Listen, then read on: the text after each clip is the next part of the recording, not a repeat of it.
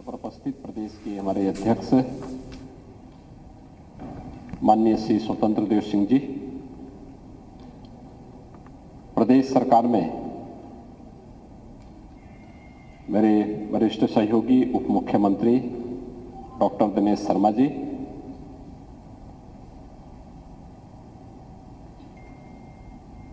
इस पूरे अभियान को 2022 के चुनाव की दृष्टि से बनने वाले लोक कल्याण संकल्प पत्र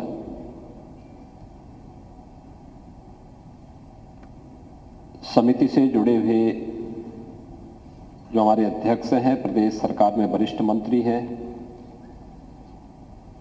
श्री सुरेश कुमार खन्ना जी, समिति के सभी मान्य सदस्यगण,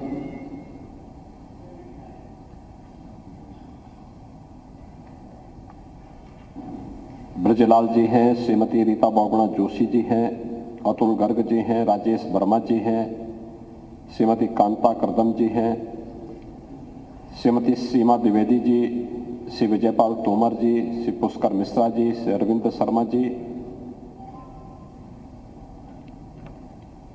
उपस्थित सभी गणमान्य महानुभाव, भाइयों बहनों, मीडिया के सभी प्रतिनिधिगण, मैं आज के इस विशिष्ट आयोजन में आप सबका हृदय से स्वागत करता हूं। आप सब जानते हैं 2017 विधानसभा चुनाव के पहले प्रदेश की राजधानी लखनऊ में तत्कालीन राष्ट्रीय अध्यक्ष माननीय श्री अमित शाह जी ने भारतीय जनता पार्टी के 2017 विधानसभा चुनाव के लोक कल्याण संकल्प पत्र को जारी किया था। हमने राजनीतिक दलों के उस परंपरागत घोषणा पत्र से हट करके संकल्प पत्र जारी किया था। संकल्प वही जिसका कोई विकल्प नहीं। घोषणाएं व्यक्ति करता है और बाद में फिर समय के अंतराल में वे अपने आप ही कालातीत हो जाती है, लेकिन संकल्प वह जिसको हम मंत्र के रूप में अंगीकार करते हैं और उस मंत्र को जीवन का हिस्सा बना करके उसका अनुसरण करते हुए पूरी ईमानदारी और प्रतिबद्धता के साथ उसको लागू भी करते हैं। संकल्प लोक कल्याण का माध्यम है। संकल्प व्यक्ति के लिए नहीं, लोक कल्याण के लिए और राष्ट्र कल्याण के लिए लिया जाता है। हमारी भारत की तो सोच ही रही है कि स्वस्ति प्रजाभ्य परिपालयन्ताम न्यायेन मार्गेण महीम महिषा गौ ब्राह्मणभ्य शुभमस्तु नित्यम लोका समस्ता सुखिना भवन्तु। यानी संपूर्ण लोक के कल्याण के लिए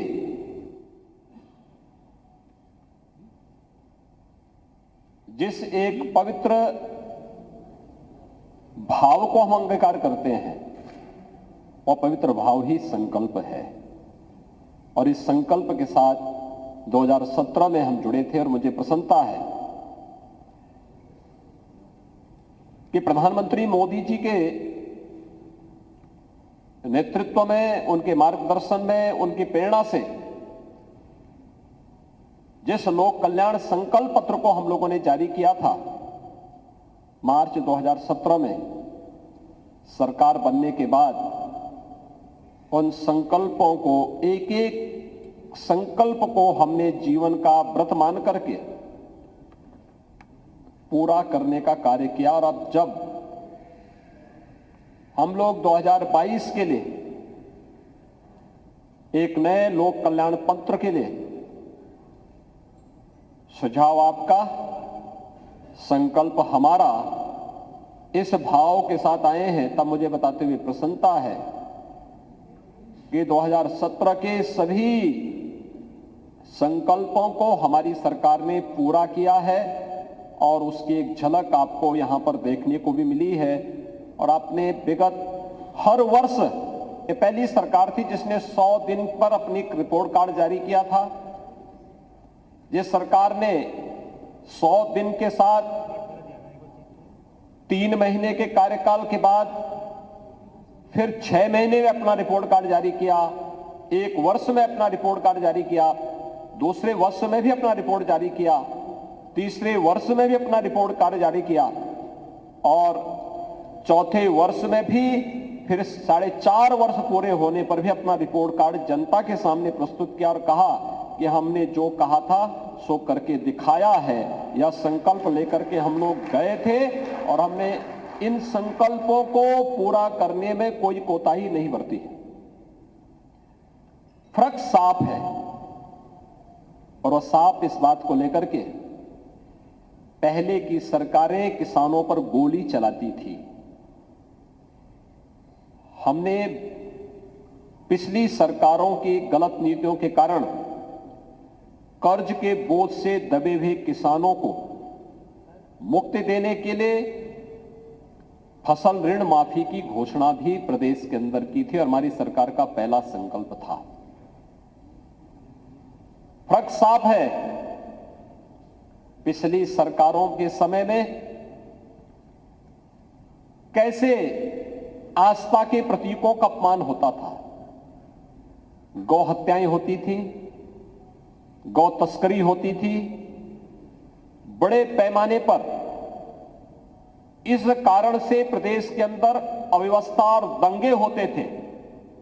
हमारी सरकार आई, हमने इलीगल स्लॉटर हाउसेज बंद किए, अवैध बूचड़खाने बंद किए, तस्करी रोकी और तस्करी रोकने के साथ ही प्रदेश के अंदर निराश्रित गौ आश्रय स्थल बना करके लगभग 7 लाख गौवंश को आज हम सरकारी संरक्षण में देखभाल कर रहे हैं। हर गौवंश के लिए हर महीने 900 रुपए देने का कार्य सरकार कर रही है। यह संकल्प भी हमारी सरकार ने पूरा किया और प्रदेश को हम लोगों ने इसके कारण फैलने वाली दुर्व्यवस्था से भी बचाया।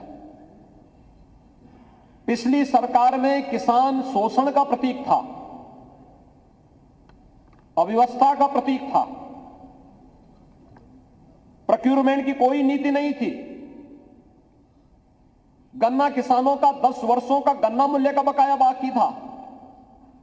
नई सरकार आई 2017 में, जिस संकल्प के साथ हम जुड़े थे, हमने प्रदेश में प्रोक्यूरमेंट की पॉलिसी ला करके न्यूनतम समर्थन मूल्य हर एक किसान को देने की कार्रवाई प्रारंभ की। रिकॉर्ड मात्रा में खाद्यान्न की क्रय किया, क्रय केंद्र स्थापित कराए और गन्ना किसानों का 10 वर्ष का गन्ना मूल्य का भुगतान कराते हुए मुझे बताते हुए प्रसन्नता है कि अब तक हमारी सरकार 1,48,000 करोड़ रुपए से अधिक का गन्ना मूल्य का भुगतान भी कर चुकी है।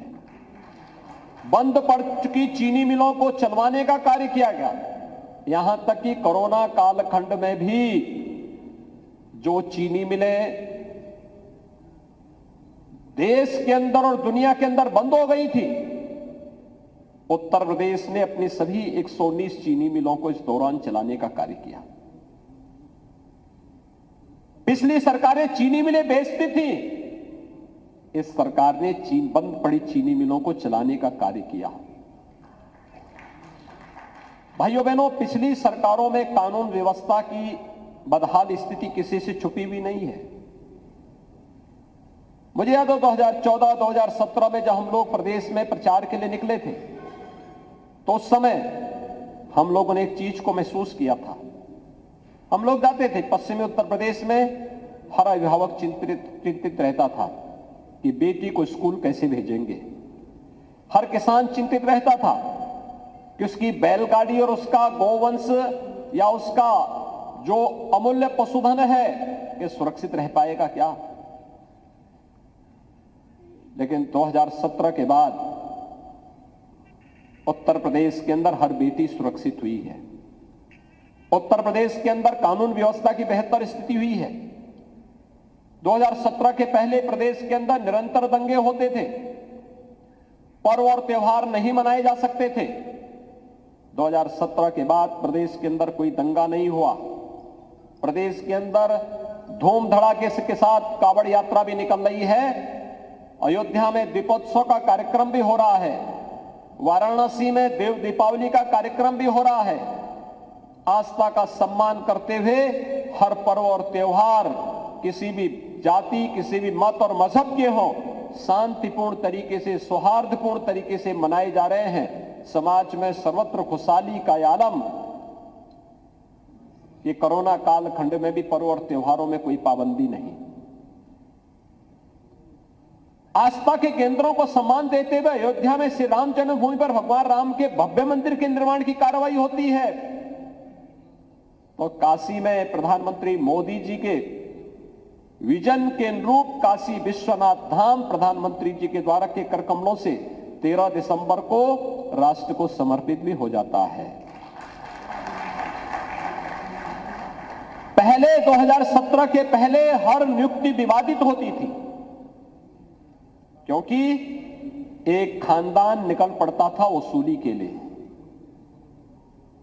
महाभारत के सभी रिश्ते सामने आ जाते थे।